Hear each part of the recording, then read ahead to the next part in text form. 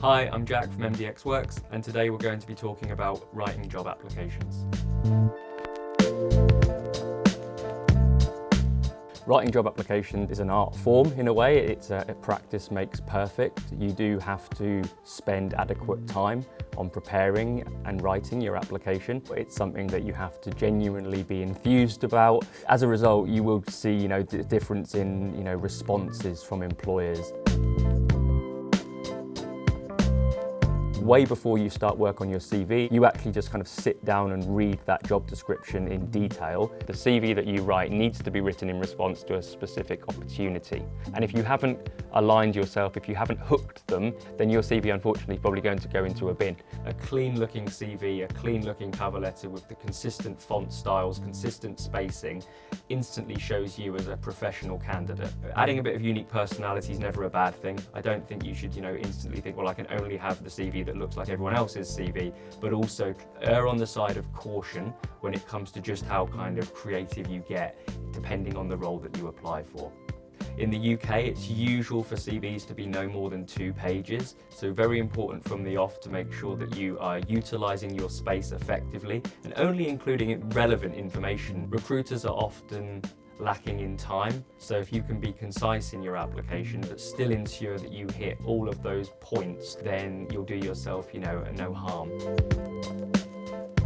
It's very important to include a personal profile on your CV, which provides an overview of who you are, your skills, your experience, and how are they relatable to the role that you are specifically applying for. A key skills section is very important because it allows you to inform the organisation of the specific qualities and competencies that you possess that match up with the role that you're submitting for. An education section is a no-brainer. Make sure that you include your degree, what grade you may be predicted, what grade you may have achieved, any relevant modules that you've studied during your programme. Work experience is a section that every CV will have on it. It's really important to sell yourself, so think about all of the experiences that you've undertaken. Think about your degree. Are there any practical projects that you could bring into your work experience? Think about voluntary work, think about work shadowing, virtual experience. All experience comes into play.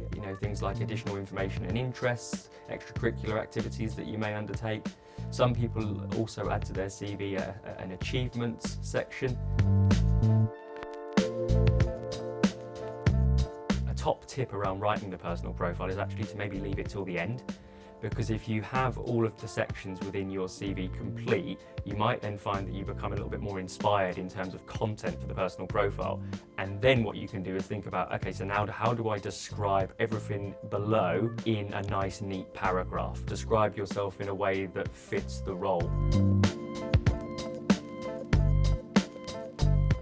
If you're not writing your CV in response to a specific vacancy, but you have an ideal job role in mind, what I would recommend doing is going online and reading through 3, 4, 5 job descriptions for roles of a similar nature and try and look through their job descriptions and their candidate criteria, because what you can then do is almost form a base CV in response to the common requested qualities and skills that companies are looking for when they recruit for those positions.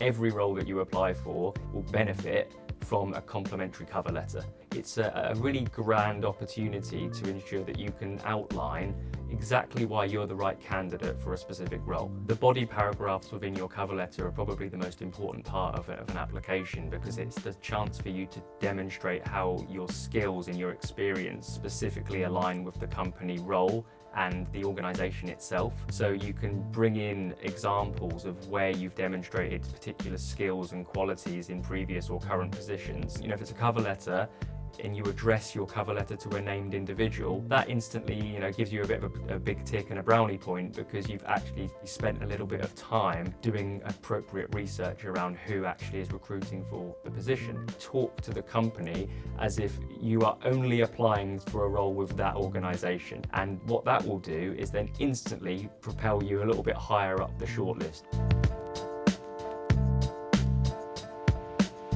Whatever it is in relation to the application process, make sure that you do seek some support from MDX Works. MDX Works have so many guides and templates that you can actually draw upon to help you to prepare your documents. Come and see us with those application documents and make sure that you get some feedback on the application that you're hoping to submit. And if you seek that feedback, the chances are that you can improve your documents and your CV, your cover letter, whatever it may be, before you submit that final application. Be enthused, be positive, leave a really nice impression that you are someone who is so excited by the potential of having an interview with this particular organisation.